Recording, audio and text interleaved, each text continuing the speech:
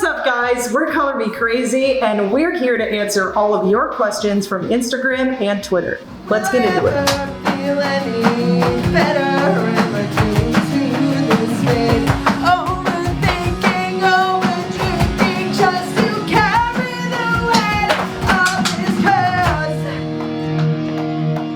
All right, from Twitter, Lousy Panda asks, who's the tallest and who's the shortest?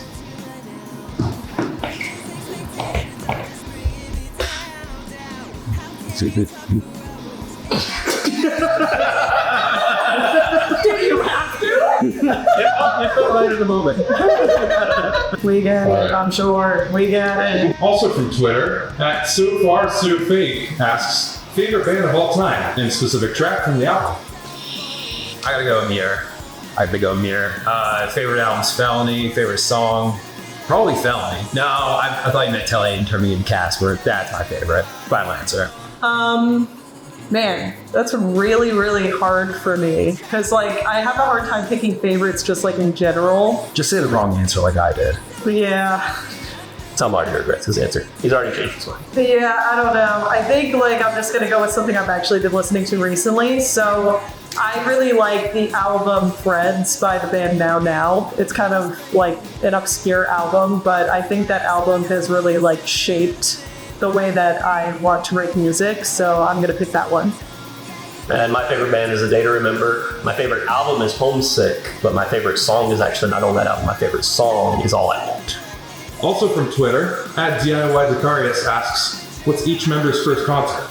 Negative 15 punk rock points for me. Crosby, Stills, and Nash. Yeah. I went to Hillary Duff when I was like, I think 5. And I went with all my girlfriends in editing them. I'll put up the picture of me because I still have it. It was magical. It was a magical experience. If Tom gets negative 15 points, you can tell me where I land on this because I think it's lower. But my first concert was Shania Twain because I grew up in Iconic. I grew up in a pop country household where my family all loved it, and that's what we did. Crosby, Stills, and Nash is just like the crumbs left over from the Grateful Dead. That's cool. That's cool.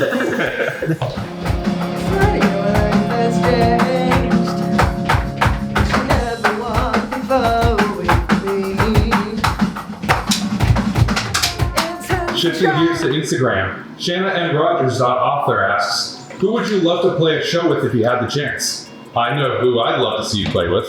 Krayshawn. Krayshawn? God, I don't have an answer for this. I don't know. I'll just go with the answer that probably everyone on Twitter is expecting me to have. Water parks, man. I want to play with water parks. Take us on tour. Austin, if you see this. That's tough because who I would want to play with, and I feel like I know Shanna well enough to know the answer she's looking for is A Day to Remember. But I feel like if we're going style-wise and whose fans would vibe with us the most, maybe somebody like a Stand Atlantic. Ooh, I like Stand Atlantic. Also from Instagram, November Radio Official asks, when are y'all coming across the country on tour so we can play with you?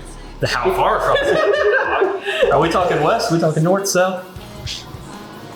One day, TM, if you share this video, Yeah. share this video so that we can go on tour across the country, across the world. But if you're on the West Coast, it's probably not going to be super soon. I'm sorry. It's a far expensive trek for us. Yeah. BlankTapes.co asks on Instagram, how do I have stage presence like Mia? That's really sweet, thank you. That's not an answer. What? Am I supposed to like give step-by-step instructions? I don't know. Grow up playing video games and never leaving your house, and then when you finally get on stage, just act like you know why you're there. See, you heard it here first. Get it. Top 8 Music asks on Instagram, who's your music idol? Having an idol is probably not a good idea if you're trying to make original music, honestly. Like, I don't have one. I wouldn't say an idol, but I think like the person who got me into like producing my own music was Grimes. I listened to her first few records and I don't know, just like when she was talking about it in interviews, how like, you know, when she was in college, she just kind of started with an electric keyboard and just started kind of recording her stuff and put it up on Bandcamp and wherever she could. It just kind of inspired me like, oh, this is something that I can actually do. See? I'm similar to Tom. I can't like name a person. I can name an entire record label of bands who kind of molded everything that I became in music, and that's Drive-Thru Records from the early mid 2000s. Bands like The Starting Line, Census Fail, Alistair, Homegrown. I mean, just every single band on that record label molded who I am as a musician. No Place Like Home with a 4 instead of an A, a 3 instead of an E, and a 0 instead of an O asks, what is each of your favorite video games? I got a lot, but like the Tony Hawk's Pro Skater series is probably where my heart's always going to land when it comes to that. Specifically, Tony Hawk's Underground 1 and 2 are my favorites. I have problems picking between the two.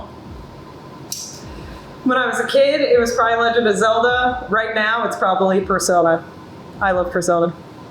We should have gone the opposite direction for this one because I don't really play any video games, but I do play Sudoku on my phone probably every day, so... Shout out Sudoku!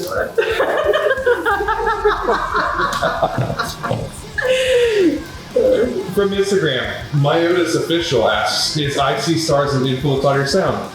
Okay, so what would you say to this? I have like maybe 1 or 2 of their songs on my driving playlist, but like I didn't grow up listening to them really. When they were kind of coming up and getting bigger, I was in a completely different vein of music, so not for me. I like them, but not really for me. It's the same for me. They're not really an influence for me because I don't really know any of their music. I've heard they're great. So I think I'm the only fan here.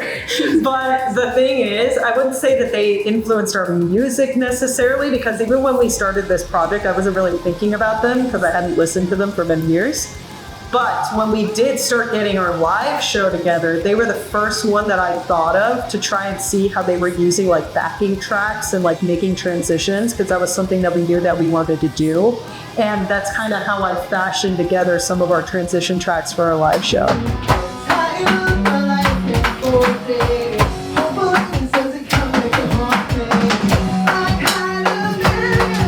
Last but most certainly not least, from Instagram, Alan Makes Noise asks, how did you guys decide on the name ColorMeKrazy? Oh, Tom's got this. He knows this story back and front. So Greensboro has quite the homeless population, very expansive, they're everywhere, etc. You know, that's its own sort of issue.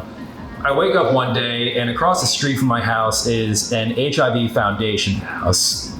I don't know exactly how to say it, but there was a dude who had poured some type of substance all over himself, bright blue, stripped down to his underwear, and he's screaming at the cops. There's about 5 or 6 cops around him, and he's screaming, "ColorMeKrazy!